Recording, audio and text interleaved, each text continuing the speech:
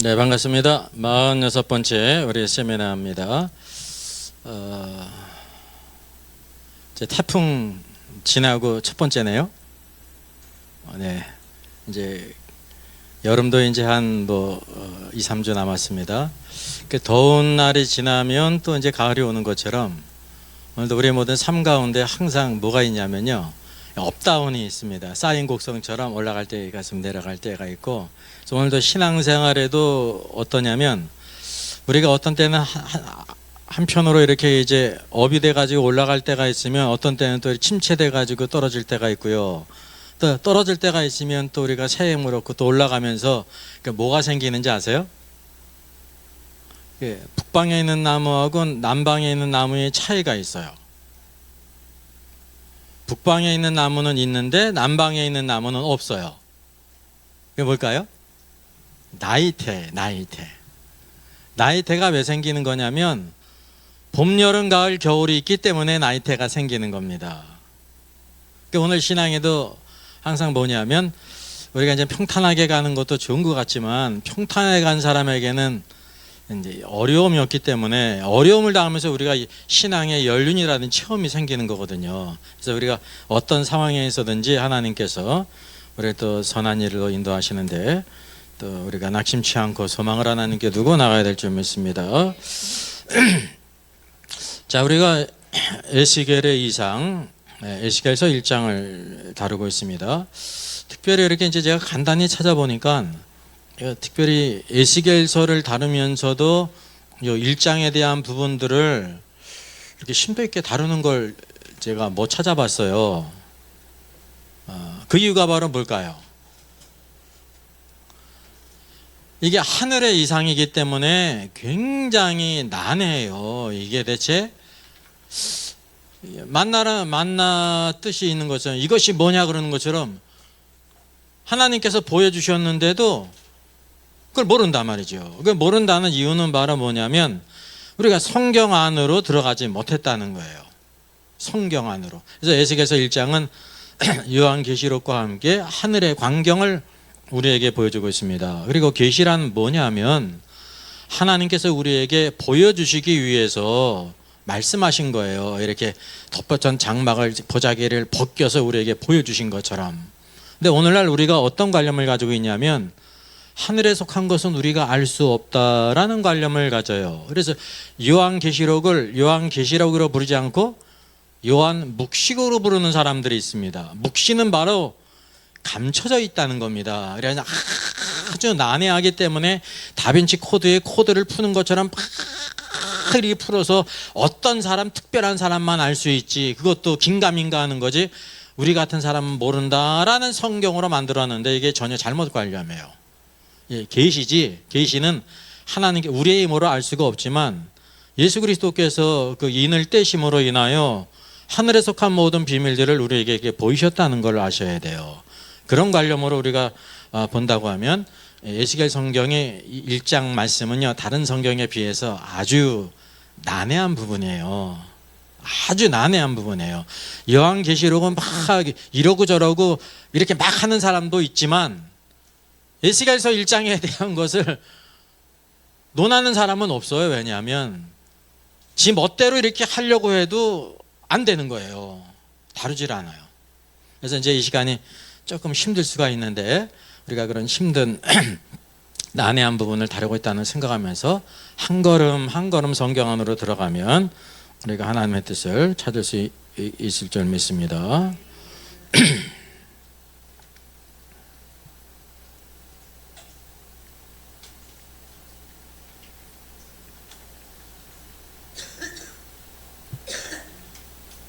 네, 요한계시록 인사이드인데요. 요한계시록을 모르면 성경을 내가 모른다라고 생각하면 맞아요. 다른 성경을 알잖아요, 많이 나름대로.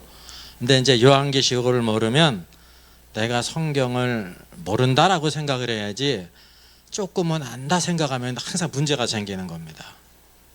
그만큼 요한계시록이 중요해요. 마지막 결론 부분이기 때문에. 여러분 한번 읽어보셨어요?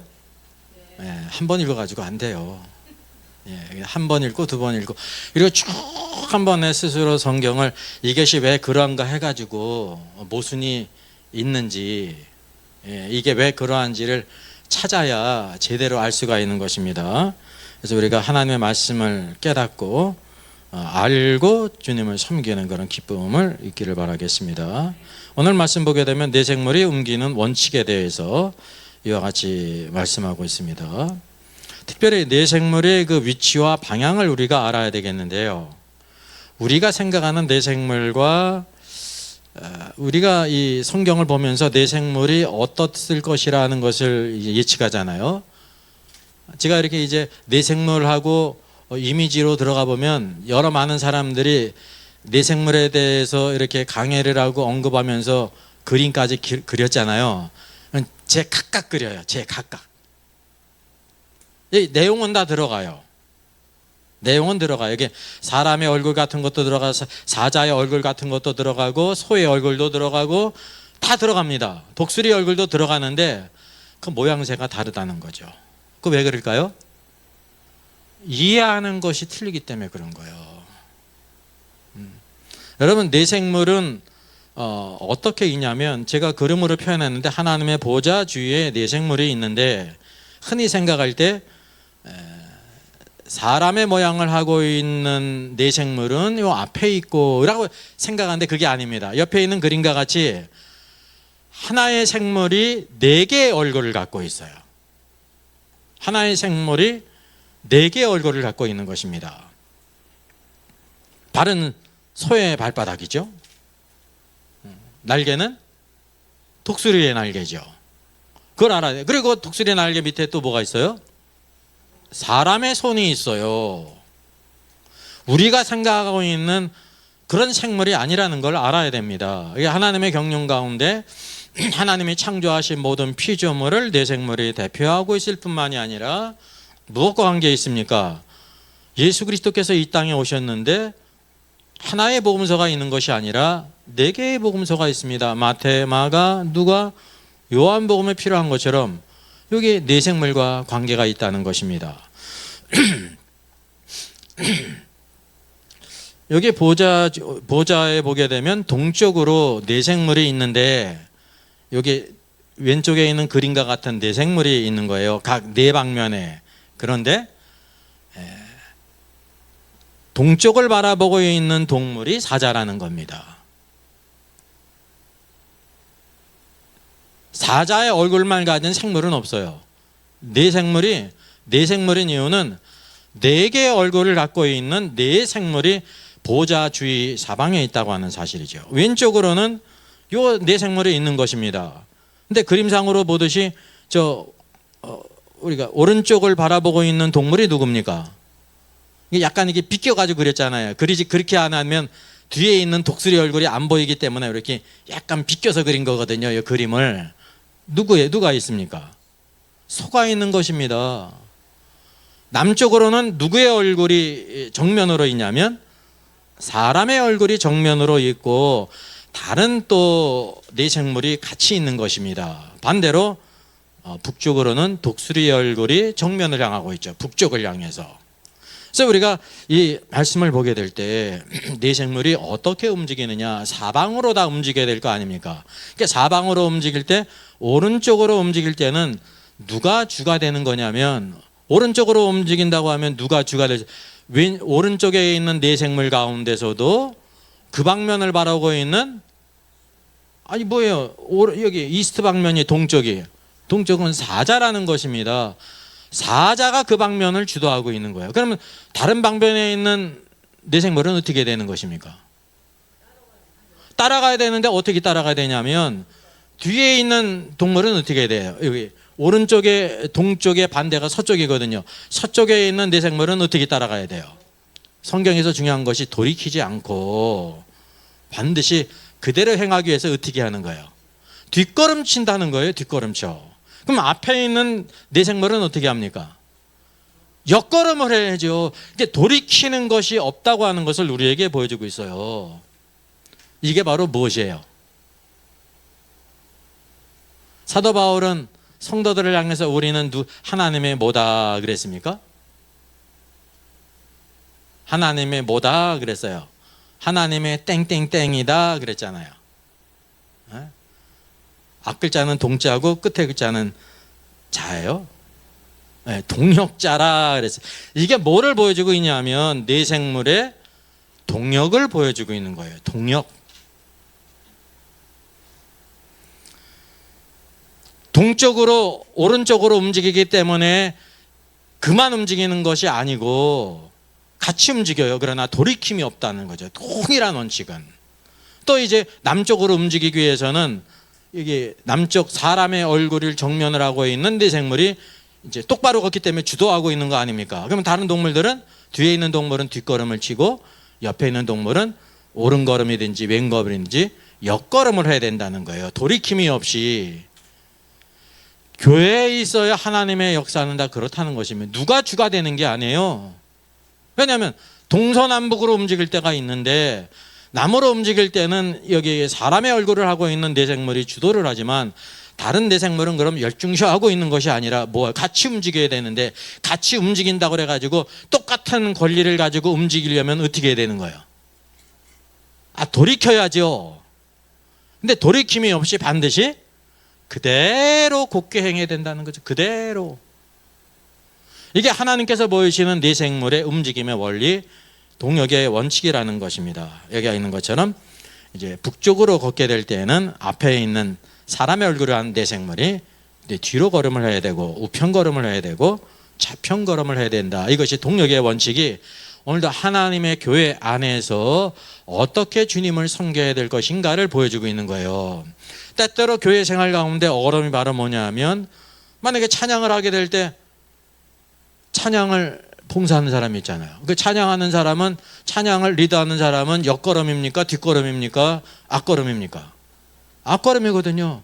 그러면 다른 사람 당신은 찬양의 은사가 있으니까 해. 그리고 잠자고 있어야 돼요? 아니 그러면 또 다 멍청하게 그냥 구경하고 있는 거예요. 아니에요. 뭐 해야 되는 거예요? 같이 동참을 해 동력을 해야 되는데 같이 참석한 사람들은 뒷걸음하는 사람도 있고 옆걸음을 하는 사람도 있다는 것입니다. 돌이키지 말라는 거예요. 돌이키지 말라. 이게 무슨 원리인지 아세요? 몸의 원리예요. 몸의 원리. 예? 지금 주방에서 청소를 하고 뭐를 하고 있는데 손이 주가 돼서 일하지 않습니까? 그러니까 손이 주가 돼서 일을 하니까 나는 집에 가려고 그래가지고 다리가 집에 갔어요. 눈도 그래 네가 일하니까 나는 저기 뭐 다른 데 갔다 오려고 가버렸어. 이게 왜 가버리는 게 바로 뭐냐면 계시록의 에스겔 성경의 언어로 얘기하면 돌이킨다는 겁니다. 내가 곧게 행해야지. 너는 곧게 행하는데 내가 왜 그렇게 해야 되느냐라고 가버린다고 하면 몸이 무너진다는 거예요. 그래서 모두 다 동참을 하는데 반드시 뭐가 있어요? 주가 되는 사람이 있고 같이 동력하는 사람이 있는 거예요. 동력은 모든 사람이 다 머리가 되는 게 아닙니다. 예수 그리스도께서 이 땅에 오실 때도 반드시 마리아가 필요했잖아요. 우리는 마리아만 알아요. 성경을 읽으면 마리아가 중요하지 않습니까? 근데 성경을 좀 더 깊이 읽어보면 누가복음에서는 마리아가 중요한 역할을 하지 않습니까? 근데 마태복음에 보니까 마리아가 보여요? 안 보여요? 안 보이는 거야. 누가 보여요 대신? 요셉이 보이는 거예요. 마태복음의 관점은 뭐냐면 사자복음, 왕의 복음에서는 누가 필요하냐면 예수님을 낳을 때는 여자 마리아가 필요했지만 그를 인도하는 목자인 머리인 요셉이 필요하다 그래요. 그래서 하나님의 모든 계시가 천사를 통해서 누구에게 주어집니까? 요셉에게 주어지는 거예요. 근데 마리아가 훌륭한 믿음의 사람인 까닭은 바로 뭐냐면 여보 내가 배 아파서 예수님을 낳는데 당신에게 보여줄 리가 있어? 공평하게 번갈아 가면서 해야지. 난 당신대로 안 할 거야 그래가지고 애굽으로 안 내려갔으면 어떻게 되는 거야? 큰일을 당하는 거예요. 그러니까 예수님을 낳았다고 끝나는 문제가 아니에요. 하나님의 인도하심을 받는 게 있어야 되는 거죠. 근데 인도하심이 누구에게 있어요? 요셉에게 있어요. 요셉이 아무리 훌륭한 인도자랄지라도 그는 누구를 위해 있는 거냐면 마리아를 위해 있는 겁니다. 그래서 마태복음 보게 되면 반드시 누구를 데리고 갑니까? 마리아가 아니에요. 천사가 말하는 것도 그 아기와 마리아를 데리고 내 가라. 요셉의 역할은 바로 뭐냐면 그 아기이신 예수님과 그를 낳은 마리아를 위해 있는 겁니다. 만약에 요셉에게 마리아가 없으면 어떻게 되는 거예요? 필요가 없는 거예요. 그래서 이 전체 성경을 통해서 우리에게 뭘 보여주고 있냐면 하나님의 구원의 역사, 예수님께서 이 땅에 오실 때도 누가 필요했냐? 머리인 요셉과 돕는 배필인 마리아가 필요했는데 그들이 서로 믿음 안에서 동역했다라는 걸 보여주고, 이게 바로 몸의 원리예요. 몸의 원리. 여러분, 교회는 몸이라는 것을 아셔야 돼요. 흔히 그러지 않습니까? 내가 혼자 열심히 성경 읽고 기도하고 찬송하고 혼자 예배하면 되지라는 생각을 많은 사람들이 갖고 있습니다. 그러니까 뭐는 예수 그리스도도 모르고 교회도 모르는 거예요. 구원만 알아. 교회가 바로 뭐예요? 에클레시아. 구원받은 사람들의, 부르심을 입은 사람들의 모임이에요. 왜 모여야 되냐면 모든 지체들이 모여서 몸을 이뤄야 된다니까요. 예? 신앙생활은 개인 생활이 아니에요, 여러분. 세상 공부는 그냥 개인 교수가 있고 학원 가서 공부하면 되는 겁니다. 근데 신앙생활은 다른 몸이라는 거죠. 그래 반드시 초대교회 성도들이 모여서 뭐를 했어요? 안식 후 첫날. 제일 중요한 게 뭔지 아세요? 모임뿐만 아니라 우리가 무엇을 하려고 모였다라고 말하고 있잖아요. 한 글자. 예? 한 글자. 영어로는 B로 시작하고 우리나라 말로는 쌍디귿으로 시작하고, 떡이, 우리가 떡을 때려하여 모였더니, 그 떡이 무슨 떡이에요? 성찬의 떡이죠. 성찬으로 그냥 택배로 하면 되지 왜 모여서 했어요? 온라인으로 하지. 지체는 모여야 되는 거라니까요. 몸이. 몸인 오늘도 교회를 우리가 알아야 된다는 거죠. 그래서 하늘의 네 생물의 움직임과 또 동역을 통해서 오늘도 이 땅에서 교회가 어떻게 하나님을 섬겨야 될 것인가를 이렇게 보여주고 있다는 것입니다. 우리가 이제 예를 들어보겠습니다. 변화선 사건이 있잖아요. 변화 사건이 네 생물과 어떻게 관계가 있어요? 첫째, 마태복음이 있어요. 그러니까 오른쪽 동쪽을 향한 네 생물은 사자가 동쪽을 향하고 있지 않습니까? 이게 마태복음이거든요. 마태복음에서는 변화산 사건에 대해서 뭐라고 말씀하고 있습니까? 대부분 요한복음을 제외한 마태, 마가, 누가 요 복음에 변화산 사건이 있는데 그 차이가 무엇인지를 몰라요. 성경은 복음서도 모르는 거죠. 그래서 복음서는 평이하면서 누구든지 다 읽고 깨달을 수 있습니다. 그 정도 깨닫는 거지 더 깊은 것은 깨달을 수가 없어요. 이게 더 깊이 들어가야 된다는 거죠. 그 아들이 직접 이 땅에 오셔서 행하신 일이 얼마나 놀라운 일입니까? 그래서 한 사람으로는 부족하다는 거예요. 네 사람이 꼭 필요해요. 그래서 마태복음에서는 마태복음 17장에 기록되어 있는데 따로 높은 산에 올라가셨더니 라고 말합니다. 근데 여기 이제 여기는 기록이 되지 않았는데 여기 앞에 시작할 때 언제 후에라고 성경에 말씀하고 있어요? 엿새 후에. 여기 이제 마태복음에서 중요한 것은 따로 높은 산에 올라가셨더니 라고 말합니다. 중요한 것은 마가복음 여기 네 생물 가운데 서쪽으로 소가 정면을 향하고 있죠. 저쪽을 향하고 있죠. 마가복음에서도 9장 2절에 따로 높은 산에 올라가셨다라고 말합니다. 마태복음은 사자 왕이신 그리스도고 마가복음은 노예이신 소와 같이 우리를 죽기까지 섬기신 그리스도를 우리에게 보여주고 있는데 똑같잖아요. 따로 높은 산에 올라가셨어요. 왜 이 말씀이 똑같을까요? 무엇을 보면 더 확실히 알게 되냐면 여기 남쪽을 향해 사람의 모양이 네 생물이 남쪽을 향해 정면을 향하고 있는데 그럼 누가복음에서는 뭐라고 기록하고 있냐면 마태와 마가복음에 없는 말씀, 그들을 왜 데리고 가셨는가 봐서 여기는 따로 그냥 높은 산에 올라가셨음을 우리에게 보여주고 있지, 누가복음은 그들을 뭐하러 데리고 올라갔어요? 기도하시기 위해서 데리고 올라갔다고 말씀하고 있어요. 그 차이를 우리가 알게 되잖아요.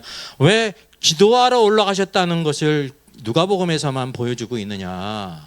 여러분 누가복음에서 강조되는 것이 뭐냐면 예수 그리스도는 참 사람이신데 참 사람이신 예수 그리스도는 항상 무엇을 행했는지 아십니까? 기도를 행하셨어요. 기도를. 12제자를 부를 때도 기도하고 그들을 부르셨고 변화산에 올라갈 때도 그 모습이 이제 변형될 거잖아요. 장차 예수 그리스도께서 만왕의 왕으로 하나님의 왕국을 가지고 이 땅에 오실 때 변형된 모습을 제 아들에게 보이실 때도 그 과정이 뭐냐면 기도하러 데리고 올라간 거예요. 목적은 사실 무엇이었는데 마지막 목적은 예수님의 변형된 모습을 보여주시는 거잖아요. 그 영광을.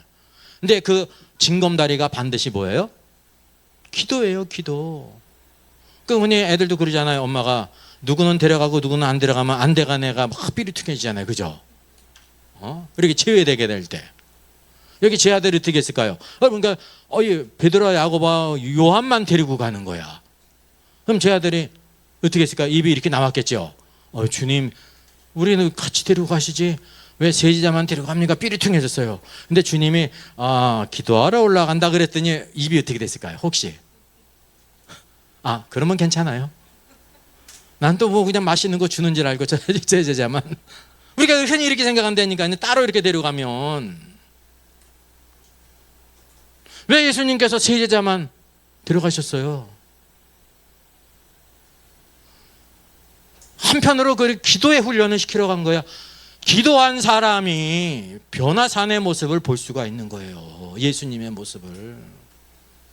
그 예수님의 영광된 모습은 누구만이 볼 수 있냐면 기도한 사람만. 그리고 기도는 바로 뭐냐면요, 오늘도 변화의 과정 속에서 오늘도 하나님의 뜻을 하는 가장 중요한 것입니다. 어떻게? 나는 죽고 그리스도만이 사는 거예요. 기도라는 것이요. 그래서 누가복음의 중요한 말씀이 누가복음에만 있는 비유의 말씀이 있죠. 예? 항상 기도하고 낙심치 말아야 될 것에 대해서 불의한 재판관의 비유를 말씀하시지 않습니까? 그게 기도에 대한 말씀이잖아요. 다른 복음서에 있어요, 없어요? 없는 겁니다. 참 사람으로서 어떤 길을 가야 되냐면 많은 사람들이 기도를 하는데 기도하다가 낙심해. 내가 이렇게 기도를 했는데 하나님이 안 들어주셔. 기도하다가 낙심을 해. 근데 어떻게 기도하라 그랬어요? 항상 기도하라 그랬다니까요. 한때만 기도하지 말고 항상 기도하고 낙심하지 말. 그게 바로 인성의 중요한 부분이에요, 여러분. 하나님의 신실함을 믿게 될 때 불의한 재판관에게 막 신원하는 것은 바로 무엇입니까? 다른 데 하소연할 데가 없는 거예요. 그래서 주님께서 하물며 하늘에 계신 아버지께서 너의 부르짖는 소리를 듣지 않겠느냐. 왜 응답이 안 되냐면 기도하다가 그냥 가버리는 거야, 낙심해가지고. 그러니까 항상 기도하고 낙심치 말아라. 그래서 누가복음에만 있는 겁니다. 누가복음에만. 그래서 이런 것들을 우리가 쭉 찾게 될 때 참 사람의 증거가 기도라는 것을 우리가 알게 돼요. 왕이신 그리스도와 오늘도 우리를 섬기신 그리스도는 모양은 다르지만은 틀리잖아요. 그럼에도 불구하고 공통되는 것이 있어요. 왕도 또 섬기는 사람도 동일한 분깃이 있는데 그게 바로 따로 가야 된다는 거예요. 따로가 무슨 뜻입니까? 따로 부른다는 말이 적극적인 의미일까요? 소극적인 의미일까요? 적극적이죠. 따로라는 말이 킹제임스 성경에서 뭐라고 번역이 됐나요?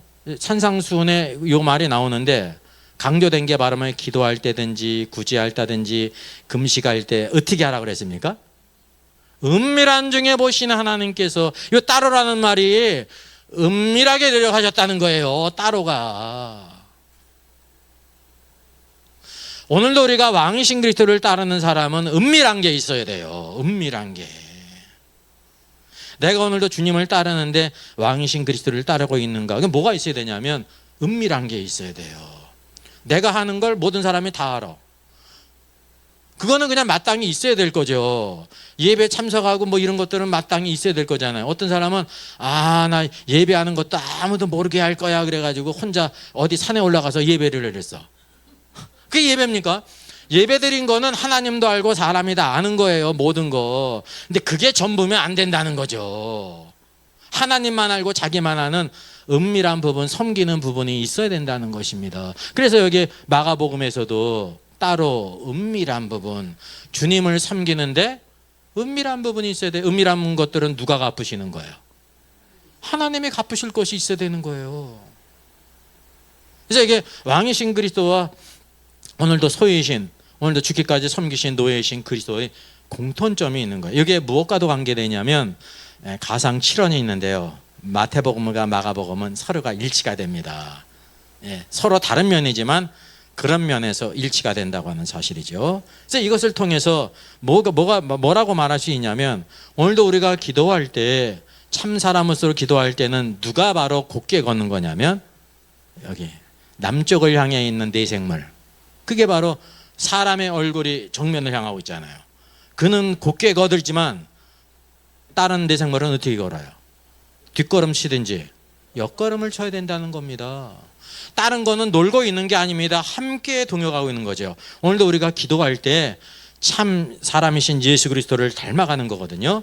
근데 무언 요소가 함께 따라오는 것이냐면, 섬기신 그리스도, 왕이신 그리스도, 하나님이신 그리스도가 뒷걸음과 옆걸음을 통해서 함께 움직이는 거예요. 이게 하나지 다른 것이 아니다라는 걸 우리에게 보여주고 있는 것입니다. 이게 복음서에서 모든 말씀들이 이렇게 다 적용이 되는 거예요. 지금 여기 이제 그 이전에는 어떻게 하면 내가 영생을 기업으로 받을 것인가, 부자 청년에 대해서 말씀했잖아요.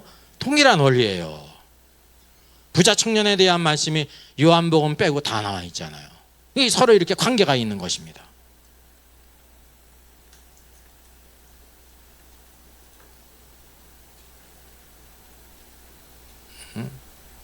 자, 그 다음에는 무엇을 따라하냐면 영을 따라서라고 말하고 있어요. 자, 영이 어떤 쪽으로 가면 그 생물들도 그대로 가되 또 돌이키지 아니하고 일제히 앞으로 곧게 행하며라고 말하고 있습니다. 여기 영이라고 말했는데, 여러분 이 영은 우리가 알고 있는 그런 영이 아니에요. 킹제임스 성경은 뭐라고 번역했냐면 더 스피릿이에요. 여러분 그냥 스피릿과 더 스피릿은 차이가 있어요. 요한복음 3장에서도 성령이 나오고 영이 나오는데, 영은 우리의 영을 가리키고요. 사람 안에 영이 있잖아요. 쉽게 얘기하면 예배하는 자가 영 안에서 진리로 예배하라 할 때 그 영이 뭘까요? 더 스피릿일까요? 그냥 스피릿일까요? 그냥 스피릿이에요. 더가 없어요. 더가 붙으면은 유일하신 영, 성령을 가리키는 거예요. 우리가 예배할 때 우리의 영 안에서 있어야 된다는 거예요. 그리고 내재적으로 영은 무엇과 하나입니다. 성령님과 하나죠. 성령과 교통이 있죠. 진리가 여기 우리 바깥에 있는 것처럼, 여기 말씀은 영은 사람의 영을 가리키는 게 아닙니다. 영이라고 하면은 이제 우리가 혼동할 수가 있습니다. 이게 사람의 영을 가리키는지 하나님의 영, 성령을 가리키는지 구분이 안 되지 않습니까? 여기는 뭐냐면 더 스피릿입니다. 그 영이에요. 그 영은 성령님을 가리킵니다. 성령께서 어떤 쪽으로 가면 그 생물들도 그대로 따라한다는 거, 그대로 간다는 거예요. 돌이키지 않고 일제히 앞으로 곧게 행한다라고 말하고 있습니다. 여기에서 내 생물과 더 스피릿, 성령의 관계가 있지 않습니까? 내 생물은 무엇을 따라 움직입니까? 성령을 따라 움직인다는 거예요. 그 영을 따라 움직인다는 사실이죠. 외적으로 볼 때는 내 생물이 움직이고 있는데 그 안에는 누가 움직이고 있어요? 성령, 더 스피릿. 성령이 함께 움직이고 있다라고 말하고 있습니다. 곧게 행하는 이유가 성령을 따라 행한다는 거죠. 오늘도 우리가 이 땅에서 곧게 행해야 되잖아요. 그래서 뭐를 갖는 거냐면, 비유적으로 송아지의 발을 가져야 돼요. 굽이 갈라졌잖아요. 굽이 갈라진 것은 뭐 가리키냐면 의와 불의를 구별해요. 송아지는 거룩한 것과 거룩하지 않은 것을 구별해요. 정한 것과 부정한 것을 구별을 해요. 이 모든 것을 구별을 해야 되는, 구별을 하고 옳게 행해야 된다는 거예요.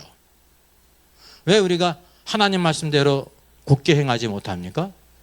곧게 행한다는 것은 하나님 말씀대로 행하는 거거든요. 성령을 따라 행하지 않기 때문에 그런 거죠. 그럼 말씀과 성령은 항상 하나예요. 말씀을 따르지 않고 성령을 따르지 않기 때문에 곧게 행하지 않은 거면 구부러진 길로 행한다는 거죠. 그래서 내생물의 발은 다 뭡니까? 공통점이 송아지의 발굽을 가져야 돼요. 송아지의 다리를 가져야 돼요. 유일하게 고진 발을 가진 동물이 소거든요. 소. 그래서 가축을 대표하는 것입니다. 예? 소와 비견되는 동물이 돼지잖아요. 돼지는 하나님께 들 수가 없죠. 그리고 먹을 수가 없잖아요. 하나님 백성들이. 왜 그래요? 겉으로는 굽이 갈라졌어요? 안 갈라졌어요? 갈라졌어요. 동물 농장에도 있는 것처럼 돼지가 IQ가 높습니까? 낮습니까? 높아요. 근데 뭐 합니까? 뭐가 없어요? 되새미가 없어요. 이 모든 것은 구별을 하는데 그거 상관이 없이 모든 걸 그냥 처먹는 거야. 그리고 하나님께서 돼지를 만들 때 돼지의 특성이 있잖아요. 돼지는 뭐 할 수 없다 그래. 유일하게 할 수 없는 거. 하늘을 못 봅니다. 위를 쳐다보지 못해요. 목 구조가 그렇습니다. 어디만을 바라보게 했냐면 땅바닥을 바라가지고 들이파게 했습니다. 돼지가 산돼지들이 다 밭을 파지 않습니까? 그죠? 농작물을 다 해치는 이유가 바로 뭐냐면 땅만 파게 되어 있습니다. 돼지는. 그래서 부정한 동물입니다. 물리적으로도. 하나님께서 보실 때 마찬가지입니다. 돼지에게 뭘 주지 말라고 그랬어요? 진주를 주지 말라고 그랬어요. 왜 그래요? 하늘의 것을 그는 귀히 여기질 않아요. 땅의 것만 찾지. 돼지 같은 사람은 땅의 것만 찾는다 말입니다. 땅의 것만. 그래서 오늘도 우리가 내생물을 통해서 내생물이 곧게 행하는 것처럼 성령을 따라 행하듯이 오늘도 우리 성도들이 교회가 곧게 행해야 되는데 무엇을 따라가야 되냐면 성령을 따라 살아요. 성령을 따라 사는 사람은 어떤 사람? 영의 사람이에요. 우리가 영의 사람은 성령을 따라 살아요. 근데 육의 사람은 성령을 따라 살아요? 안 살아요? 안 살아요. 그냥 자기의 생각대로 세상의 흐름을 따라 산다고 하는 사실이죠. 그래서 성령과 내생물의 관계가 내생물이 성령을 따른다라는 것을 여기에 보여주고 있습니다. 자, 성령을 따라서 행한다고 할 때 먼저 보게 되면 내생물이 움직이는 방법이 있습니다. 위에서 말한 것처럼 소의 발, 고진발을 통해서 움직일 뿐만 아니라 또 여기 날개가, 독수리 날개가 있잖아요. 독수리 날개는 하나님의 능력과 권세를 가리키는 것입니다. 출애굽기에서 하나님께서 말씀하시는데 독수리 날개로 너희를 했다는 것은 실제적으로 물리적으로 동물인 독수리를 보내가지고 이스라엘 백성들을 쫙 광야에서 가나안 땅으로 이렇게 보내셨다는 뜻이 아닙니다. 하나님의 능력과 권세를 독수리는 초월하는 날개를 가지고 있거든요. 마찬가지로 내생물은 독수리 날개 하나님의 능력과 권세를 가지고 있다는 것을 여기에 보여주고 있죠. 오늘 말씀이 중요한 것은 바로 무엇이냐면요, 내생물이 이렇게 동력한 결과 어떻게 되느냐라는 거예요. 첫째, 내생물의 모양은 타는 숯불 같다라고 말하고 있습니다. 그리고 횃불 모양 같다라고 말합니다. 이게 서로 상관관계가 바로 뭐냐면 따로따로 나와 있는 것 같지만 서로 연결된 것이에요. 이렇게 곧게 행하고 독수리 날개를 가지고 있고 성령을 따라 이와 같이 온전히 곧게 행하게 될 때 무엇과 같으냐면 이 생물의 모양이, 여러분 생물의 모양이 이때까지는 내생물이었잖아요. 근데 여기는 뭐로 비유하고 있어요? 마치 타는 숯불과 같고 횃불 모양과 같다라고 말하고 있잖아요. 그래서 서로 연관관계가 있다는 것을 보여주고 있어요. 첫째, 날개를 통해 서로 연하고 돌이키지 않고 일제히 곧게 행하지 않습니까? 둘째는 각기 둘씩 연합이 됐습니다. 그리고 성령이 가고자 하는 대로 생물들도 돌이키지 않고 곧게 나가들게 될 때 이런 동력의 결과 내생물의 모양이 무엇과 같게 되냐면 타는 숯불과 횃불 모양 같다라고 말하고 있는 것입니다. 그래서 하나님께서 내생물의 모양이 타는 숯불과 같다는 것은 무엇을 가리킬까요? 타는 숯불 여러분 이렇게 잡아보신 분 있으세요? 잡아보지 마세요. 큰일 납니다. 어떤 사람은 작은 일 날 줄 알고 만져보는데 아닙니다. 오산입니다. 병전 밑에 오산이에요. 큰일 나요. 이사야 6장에 하나님의 이상을 봤는데 나요 부정하도 죽게 됐다 이사가 그랬잖아요. 하나님께서 어떻게 하셨어요? 숯불로 그 입술을 정하게 했잖아요. 여러분 그게 적극적인 의미예요? 소극적인 의미예요?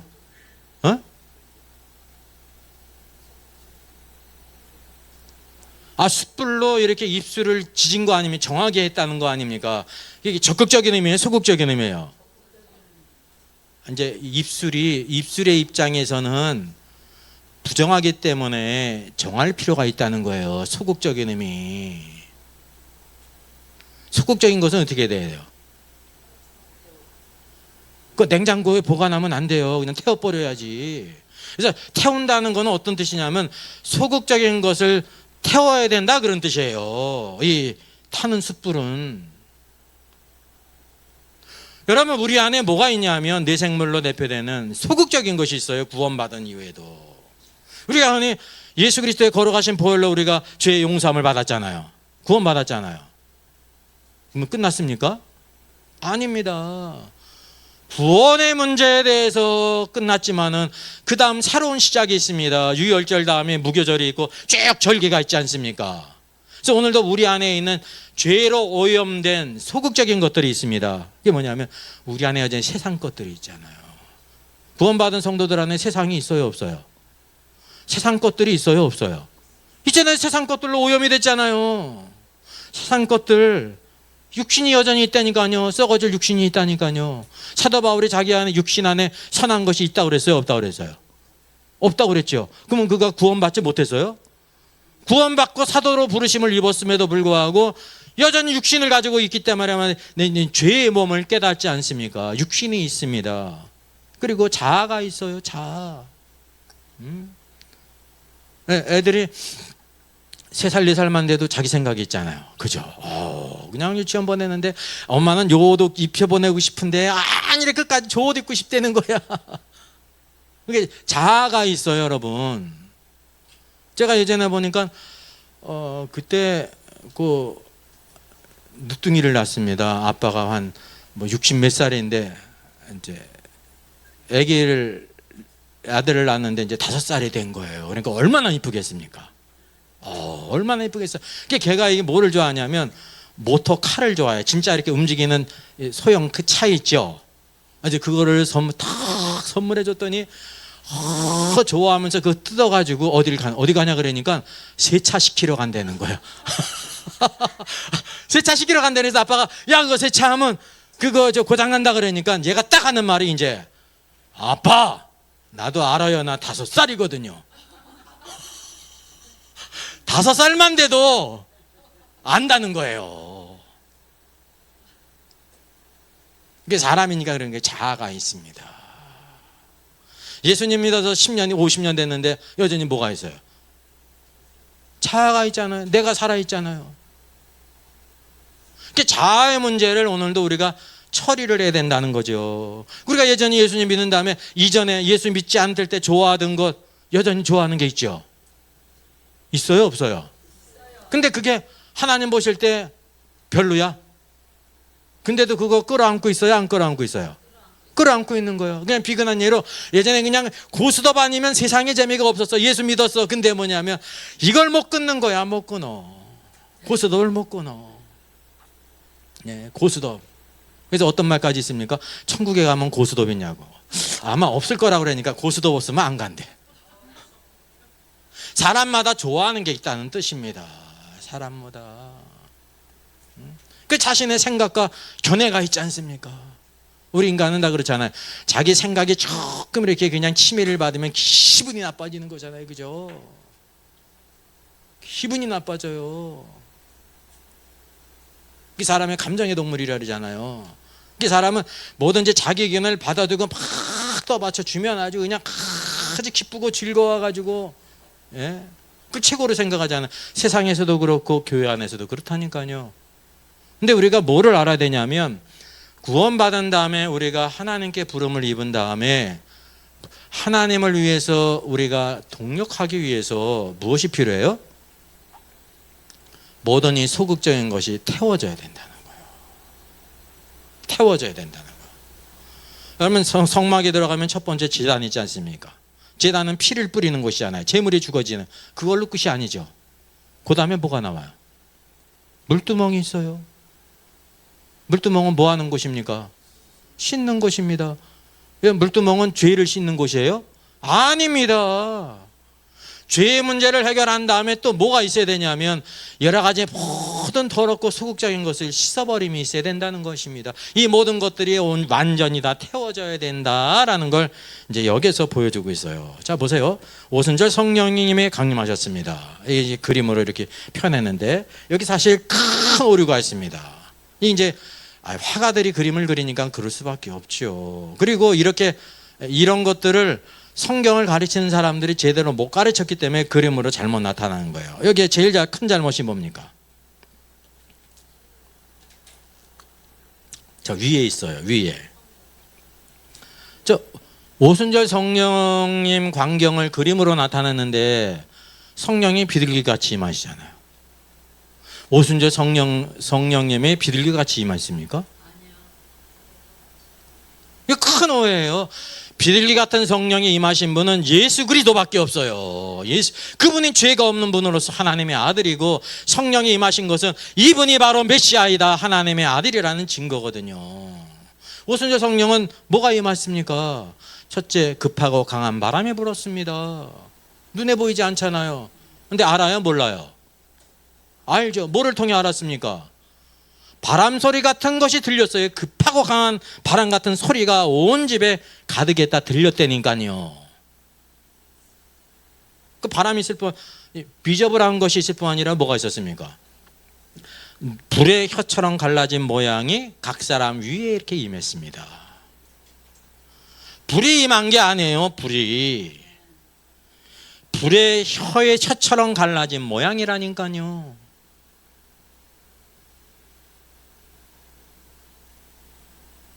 이 불이라는 의미가 적극적인 의미일까요? 소극적인 의미일까요? 똑같은 거예요. 이사야 6장에 이사야에게 하나님께서 역사하신 일이든지 지금 에스겔 성경에서 보여주고 있는 숯불이라든지 동일한 것입니다. 우리 안에 뭐가 있다는 거예요?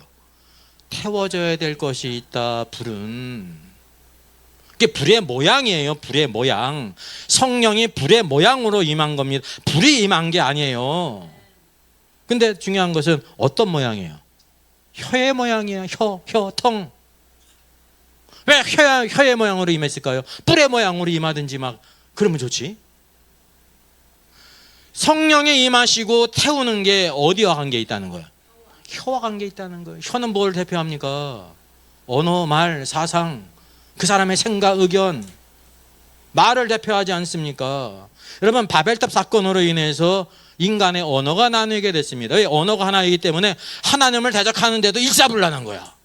그래서 하나님께서 그때 언어를 나누셨잖아요. 이 언어를 나눈 게 적극적인 의미예요? 소극적인 의미예요?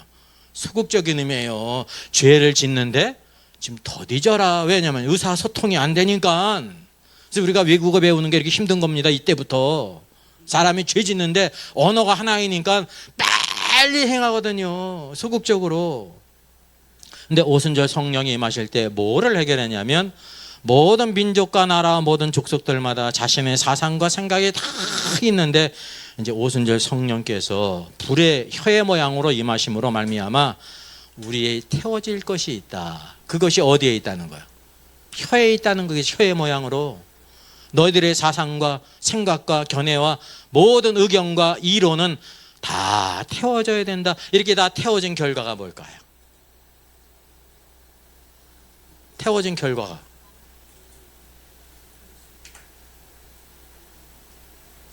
하나님을 높이는 말을 한 거예요. 하나님을 높이는 말을 했는데 무엇을 한 겁니까? 자기가 배운 언어로 하지 않고 배우지 않은 다른 지역의 언어로 했다니까요. 그게 방언이에요. 방언은 이 땅에 존재하는 언어예요. 그래서 그때 6월절 날 모인 유대인들이 다 알아들었어요? 못 알아들었어요? 알아들었다니까 깜짝 놀란 겁니다. 우리는 그곳에 태어나서 이 언어를 하는데 어떻게 예루살렘 사람들이 이 언어로 하나님을 높이는 말을 하느냐. 방언의 내용은 기도도 아니고 찬양도 아니에요. 하나님을 높이는 말이에요. 하나님을 높이는 말. 그래서 그것이 표적이 된 겁니다. 보이지 않는 성령님이 임하신 표적이라는 거죠. 그래서 사도 베드로가 성경을 예언하면서 하나님의 약속하신 성령을 우리에게 주셨다. 우리가 세술에 취한 것이 아니다. 쭉 말씀을 전하지 않습니까? 너희가 회개하고 예수 그리스도를 믿으라. 그럼 약속하신 성령을 받을 것이다. 그들이 모두 구원받지 않았습니까? 여기서 보니까 이 불이 바로 뭐예요? 소극적인 것을 태우는 겁니다. 이 땅에서 성령 운동하는 수많은 사람들이 있는데 이렇게 불의 혀에 같은 모양의 임했다는 말을 들어본 적이 있습니까? 없습니까? 없잖아요. 오순절 성령은 단회적인 사건이에요. 교회에만. 예? 우리가 또 받고 금요일마다 받고 그러는 게 아니에요. 예?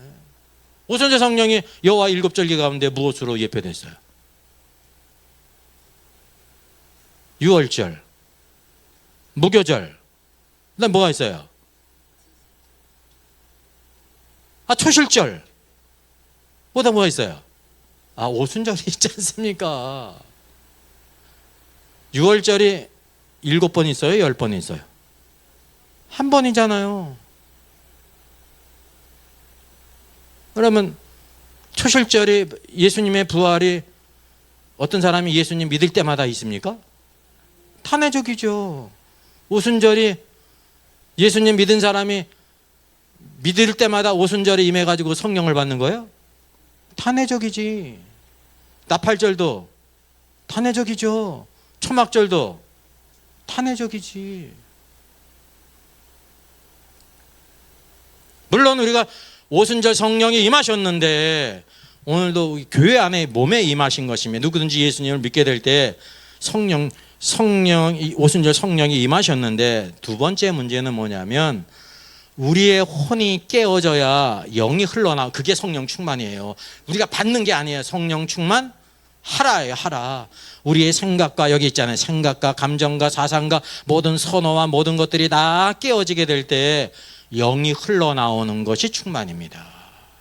흘러나올 때 그것을 충만이라고 말하는 거예요. 충만하라. 그래서 항상 우리들이 기도와 말씀과 순종으로서 성령 충만한 삶을 이렇게 살아야 된다는 거죠. 자, 고린도전서 1장을 우리가 보겠습니다. 고린도전서의 첫 번째 문제가 분쟁의 문제였습니다. 형제들아, 내가 우리 주 예수 그리스도의 이름으로 너희를 권하노니 우리가 같은 말을 하고 너희 가운데 분쟁이 없이 같은 마음과 같은 뜻으로 온전히 합하라. 이게 권면이거든요. 왜냐하면 너희에 대한 말이 내게 들리니 너희 가운데 분쟁이 있는 것이라.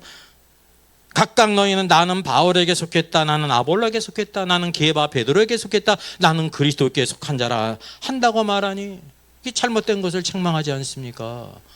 그러면 고린도 교회에 이런 분쟁이 있는 이가 바로 무엇입니까? 분쟁의 근원이요, 사람의 생각과 견해와 사상과 선호예요. 나는 아볼로가 좋아, 나는 게바가 좋아, 나는 바울이 좋아, 난 그리스도가 좋아. 자신의 취사 선택이거든요. 여러분, 휴가 가는 거 남쪽으로 갈지 북쪽으로 갈지 국외로 갈지 어디로 갈지 그 마음대로 하세요. 신앙생활 할 때 하나님의 원리가 있어요. 이거는 내 선호와 생각이 아니라 하나님의 말씀을 따라야 된다는 거죠. 교회가 가야 될 길을 성경에 보여주고 있어요. 이런 분쟁을 통해서. 그래서 오늘 교회란 바로 뭐냐면 같은 말을 해야 되는 거예요. 그럼 누구의 말로 통일할까요? 가나다 순으로 할까요? 예? 이씨 아니면 박씨 아니면 김씨가 많은데 많은 사람 순으로 할까요? 누구의 의견으로 할까요? 예? 키가 큰 사람 할까요? 예수님 제일 먼저 믿은 사람 할까요? 다 소용이 없어요. 교회의 머리는 누구냐면 그리스도라니까요. 그리스도가 머리예요. 그분의 말씀만. 그래서 이 성경에 말씀하고 있기를 같은 말을 하라는 것은 하나님의 말씀 한 번만. 변화산에서 하나님께서 뭘 가르쳐 주셨습니까? 베드로와 야고보와 요한과 모세와 엘리야 다 가려버리고 누구만 보였어요? 오직 예수만. 오직 예수만. 오직 예수만 보여야 되는데 베드로의 문제는 바로 예수도 보이고 누구도 보였어요? 모세도 보이고 엘리야도 보이고. 그러니까 예수님을 모세와 엘리야와 같은 판결로 생각했다니까. 근데 다 가려버리고 구름으로 다 가려버리고 말씀으로 너희는 저의 말을 들으라. 여러분, 우리는 말하는 사람이 아니라니까요. 듣는 사람이지. 예. 말하는 사람이 복이 있어요? 듣는 사람이 복이 있어요? 듣는 사람이 복이 있는 거예요. 주의 말씀을. 우리는 말하는 사람이 아닙니다. 이 강단도 어떤 사람의 생각을 말하라고 세운 게 아닙니다. 누구의 말을 전하는 거예요? 하나님의 말씀, 대언이에요, 대언. 우리가 스스로 뭐 만들어가지고 말하는 게 아니에요. 구약의 모든 선지자들, 예언자들은 자기가 생각해서 말한 사람이 아무도 없습니다. 하나님의 주신 말씀을 그대로 대언한 거예요. 그게 예언자의 뜻이에요. 대언자의 뜻이에요. 근데 우리는 예언을 갖다가 어떻게 생각하냐면, 예언자들이 어떻게 내일 모레 내달에 내년에 무슨 일이 날까 막 이래가지고 아는 걸로 생각을 하는 거예요. 그런 적이 있어요, 없어요? 없어요. 하나님이 주신 말씀을 그대로 전한 거예요. 그게 예언이에요. 이게 하나님 말씀의 권위라니까요. 오늘도 교회의 모든 문제의 근원이 바로 뭐냐면 내 생각, 사상과 견해, 선호, 색깔이 다 있지 않습니까? 교회는 같은 말을 해야 되는 거예요. 같은 말. 교회의 머리가 그리스도란 말이에요. 그리스도. 그러면 영국의 청교도들이 신대륙을 찾아가지 않습니까? 뭐 때문에 갔어요? 예? 땅으로 들어갔어요? 신대륙이니까? 금 찾아갔어요? 뭐 때문에 간 겁니까? 신앙의 자유 우리가 알잖아요. 그 당시에 영국 왕이 뭐를 선포했습니까? 수장령을 선포했습니다. 이게 수장령을 잘 모르는 거예요. 수장령이 바로 뭡니까? 에? 수장령. 수장. 누구를 이렇게 파묻었어요? 수장? 물에다 잡아 죽였나? 수장령? 머리 숫자에 긴장자예요. 교회의 머리는 영국의 왕이라는 거예요. 그러니까 모든 교회가 누구에게 순종해야 된다는 거예요? 영국 왕에게 순종해야 된다는 거예요. 사실 어떻게 따져보면 지금 중국에 있는 삼자교회는 누구의 명령을 받습니까? 공산당의 명령을 받는 거지 않습니까? 그거를 거부했기 때문에 많은 여러 가지 어려움을 당하지 않습니까? 동일한 거예요. 교회의 머리가 왕이면 어떻고 공산당이면 어때요? 신앙생활하면 되지. 아닙니다. 교회의 머리는 누구시냐면 예수 그리스도라니까요. 예수 그리스도. 그래서 말로만 듣던 콜럼버스가 신대륙을 갔다 왔는데 그거를 맞아 배를 타고 모든 거 다 처분하고 그 신대륙에 갔던 겁니다. 그러니까 오늘도 우리가 뭘 기억해야 되냐면 교회에는 같은 말을 하고, 그죠? 같은 말을 하고 뒤에 같은 마음과 같은 뜻으로 온전히 합하라. 영으로서 성령을 따라 살아야 될 것을 말씀하고 있습니다. 그러니까 모든 분쟁은 하나님 말씀을 떠났기 때문에 그런 거예요. 사람의 생각과 의견으로 나뉘었기 때문에 그렇다는 거죠. 자, 성경에 두 교회가 있습니다. 빌라델비아 교회가 있습니다. 적은 능력으로 말씀을 지킨 교회죠. 형제 사랑하는 교회였어요. 성령을 따랐어요. 이게 다 뭐냐면 적은 능력을 가지고 말씀을 지켰다는 거죠. 자아와 자신의 모든 좋아하는 것과 의견과 세속적인 것, 그 모든 것이 다 세워졌다는 것입니다. 그래서 여기 책망이 없죠. 빌라델비아 교회. 근데 라오디게아의 마지막 교회는 어떻습니까? 라오디게아라는 뜻이 백성들의 의견이라는 뜻입니다. 예? 라오스가 백성이라는 뜻이고요. 뒤에 디게아가 의견이라는, 백성들의 의견. 이 많은 사람들의, 성도들의 의견을 따라 움직이는 교회가 라오디게아 교회. 오늘날 그런 교회를 좋은 교회라고 말하지 않습니까? 그죠? 성도들의 다수의 의견을 따라 교회가 자주우지해요. 비관한 예로 이제 동성애를 찬성하는 교수가 협동 목사로 있는데 교단에서 그 목사를 이제 이렇게 내보내라는 거는 이제 애들을 가르치지 못하게 하라 그런 뜻입니다. 왜? 교단도 다르기 때문에. 근데 그 담임 목사님이 그걸 교회에 이제 투표에 붙였잖아요.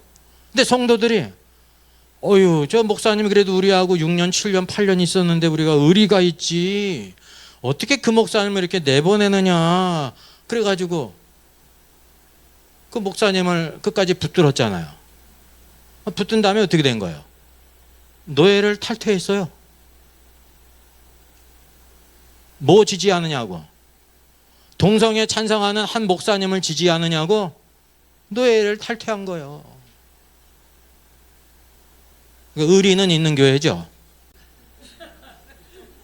우리가 있잖아. 근데 주님과의 의리는 간 데가 없는 거예요. 이게 라오디게아 교회입니다. 라오디게아 교회.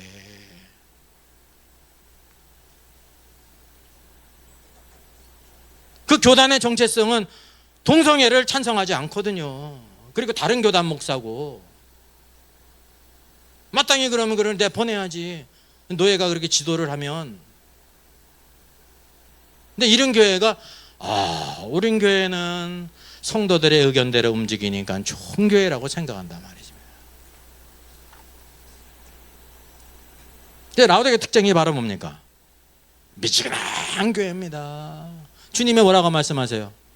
너희가 뜨겁든지 차든지 하기를 원한다. 이게 무슨 말씀이냐면 믿는 성도들은 마땅히 뜨거워야 되는데 차든지는 뭐냐, 너희가 불신자라고 하면 내가 그냥 관심도 안 두겠는데 그 소리예요. 네? 미지근한 걸 좋아하잖아. 커피 미지근한 거 주면 좋아합니까? 네? 음식 미지근한 거 주면 좋아요? 주님도 싫어하신다니까요. 아이스든지 그냥 뜨거운 거지든지 둘 중에 하나지.